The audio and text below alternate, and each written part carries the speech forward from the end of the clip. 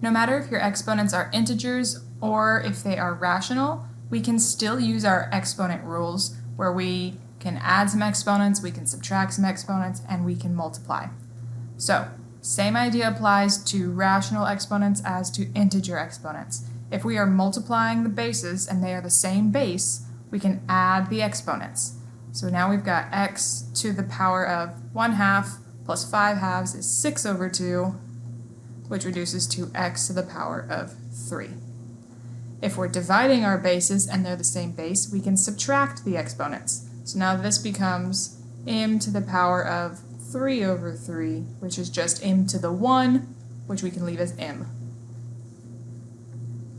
If we have a power to a power, we can multiply those exponents. So now 0 times 5/3 is still just 0, which leaves us with a final answer of 1, because anything to the power of 0 is 1. Here we've got a quotient power to a power situation. So we're going to multiply the 16 by 1/4 and the 4 by 1/4. That leaves us with x to the 4th over y to the 1, which can just be left as y. And here we have another power to a power situation, but there are a bunch of different exponents that we have to distribute that 2 to. It's going to go to every single one. You don't just get to pick and choose, it's going to all of them. So now we have 4 to the power of 6/4, which I'll simplify in a second.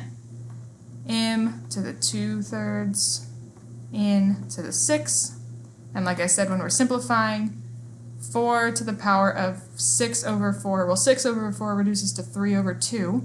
So now we have 4 to the 3/2, m to the 2/3, n to the 6.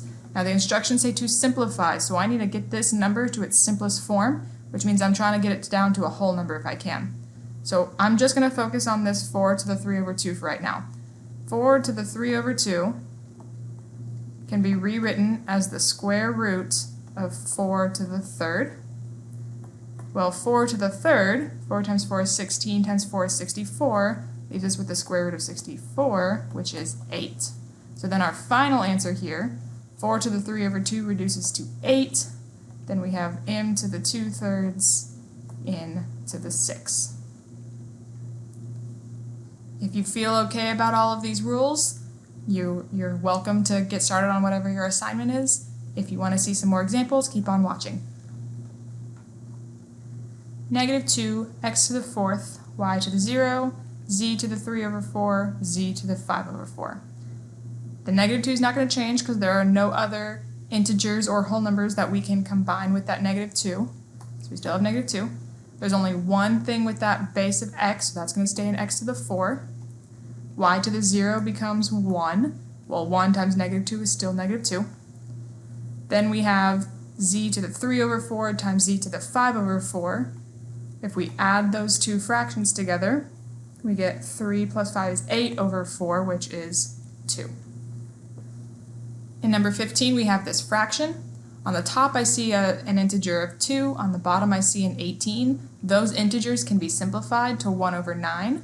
So I'm going to put something over 9. I only have one thing that has an x as for a base, so that's going to stay there. And the exponent isn't negative, so I don't need to move it. Then we have y to the 1/2 minus 3/2. Y to the 1/2 minus 3/2, which is y to the -2/2, which is y to the -1, which is 1/y. So our y is going to end up on the bottom. There's our final answer. Now we have x to the -1/4 times x to the 1/4. When we add those two exponents together, we get x to the 0, which is 1. Then we can distribute this 1/3 to every single piece, including that 27, every single piece that's inside of our parentheses.